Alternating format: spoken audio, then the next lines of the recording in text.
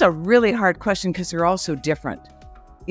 Montreal was my first, and it was in Canada, and that was just exceptional. And, and then Spain, Korea, the Koreans were so good, and they were so nice, and everything was so beautiful. And Spain is different. Australia was, they're all really different. And then 2008 was again different because my younger brother was with me as my coach, and he was there for the opening ceremonies. And oh my God, and the Chinese just did this spectacular opening ceremony. So I can't say that I do have a favorite.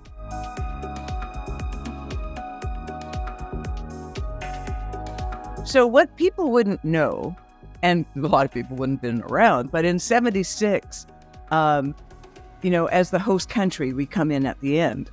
So the Canadian Olympic Committee at the time were very concerned that the Canadians looked good.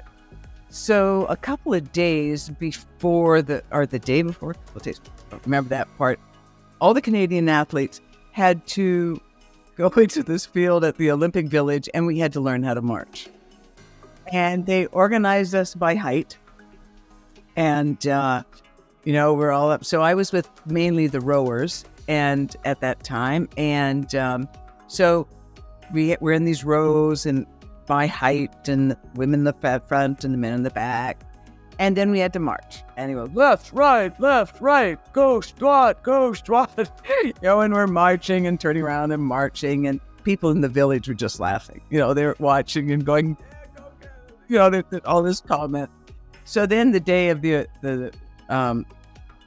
opening ceremonies came, and we were marching, and everybody's thinking, right, left, right, because the guy's still saying left, right, go squat.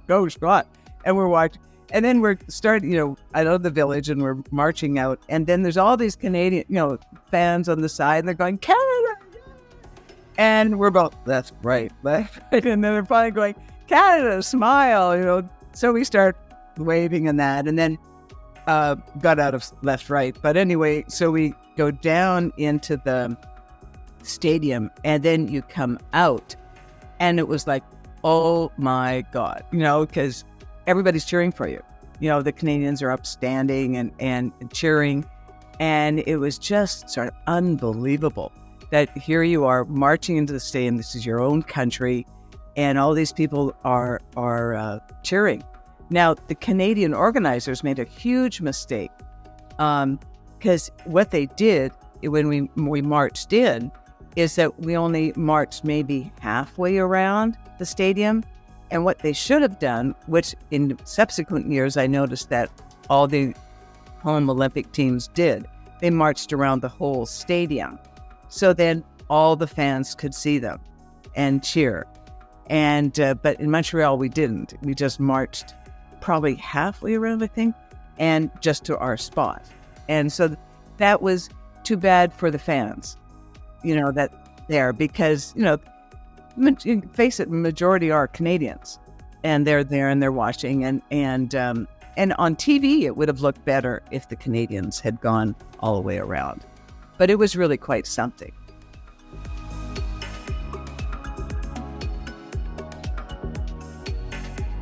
You're outside, then as countries are going through, you are in the large, the bowels of the stadium, and you're standing there, and mainly you talk to people, and as the longer it gets, then you start to spread out and talk to people from other countries, and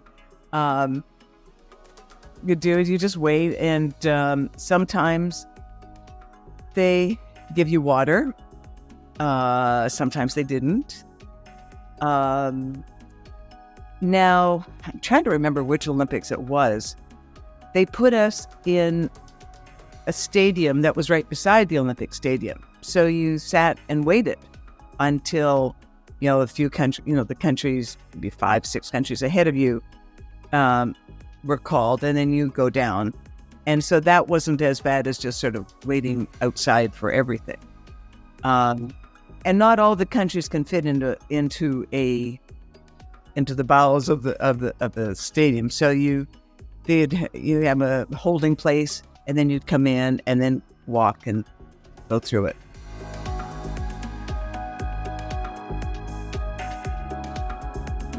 It's absolute awe. You're like, oh my God. It just is like, holy moly, this is phenomenal. Because you look around and all these people, it is just really cool. It's just an amazing feeling and looking around. Now, what has happened? So, okay, 76, excuse me, we were nicely organized and people sort of kept in their files. Well, with the younger generation now, I mean, you get into the stadium and all of a sudden the young ones are all going to one side where they think the cameras will be. And then sort of the rest of us are sort of over here thinking, okay, we're going to march. But, and particularly the track athletes and the gymnasts all would go out of line, and it didn't matter how we were nicely organized to begin with, they'd all be out of line and going for the cameras. And so now it's so funny when you look at the Olympic parades, the opening ceremonies, because you'll see initially everybody's nicely lined up, maybe in 6s or 8s or whatever. And then all of a sudden it's sort of, they're just wherever the cameras will be, that's where sort of this long line is.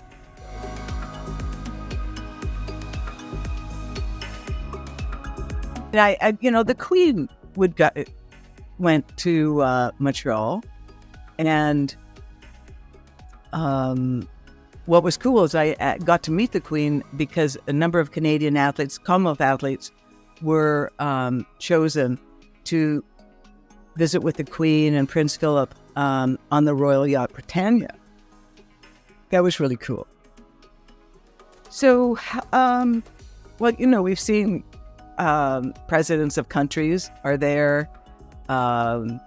It's I honestly, I acknowledge that, and I think it's pretty cool, but for me to remember who was there, usually it's the president of the country is right there with the president of the IOC and the president of the organizing committee.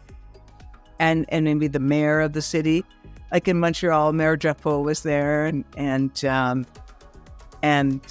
you'll see dignitaries, because there's a huge section of dignitaries. Our countries are allowed to have their maybe 1 or 2, I think 2 or 3 people there.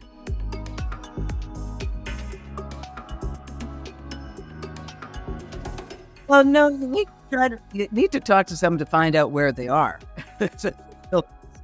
But also what happened, I think 2008, is that some of the athletes marched in, and then they were able to leave and not watch the whole ceremony. And so that was good. So that was organized. And that was really good, because if you're competing the next day, and some of the opening ceremonies go later at night, so it's sort of like, I think we better, get out and get back to the village.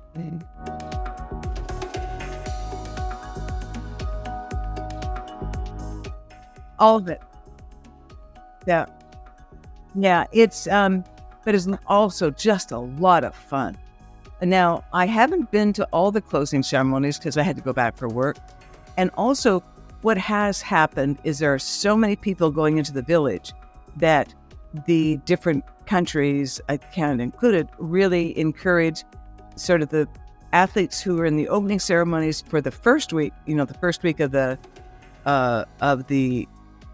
Olympics, that they leave and let the people who are in the second week take part in the closing ceremony, because the space is limited in the Olympic villages. But initially, I got to stay, and it's fun. It really is. It's just you just march in as athletes. I mean, they've been choosing one athlete to carry the flag and go in the parade of countries, and all the other athletes just come in together, and that's fun, and it's celebrating. They've been here. Like I remember Korea, The Koreans were so good. They were so nice. It was just a wonderful Olympics. And I think, honestly, it was the first athlete-oriented Olympics we've had, because before that, it was pretty well dignitaries, sponsors, it wasn't athlete-centered, but Korea, it was wonderful. Give you an example. To try to get a ticket in the 76 Olympics, athletes had to buy, they got some tickets to give, not the association got some tickets and they would try to give them out. But if I wanted to go, let's say, to the women's basketball, I would have to try to find a ticket and buy it. And St. Kevin's, a friend of mine, had connections and I got tickets, but they were expensive tickets, let's say $50, $60, $70, $100 to go. In Korea, $5. And the athletes could go to all the different, I think I went to 10 different sports.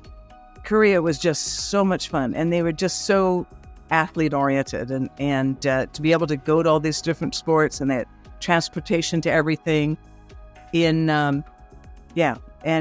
that was pretty cool. And so then the closing ceremony, you walk in and everybody's happy and they're celebrating and you're happy because you've been in the Olympics and it's been 2 weeks of unbelievable time. And if you've gone to a bunch of different sports and you've got to know different people, it's a celebration. And you can always see it. The closing ceremonies, it's a celebration. Even if you're interested in how you perform, it's still a celebration.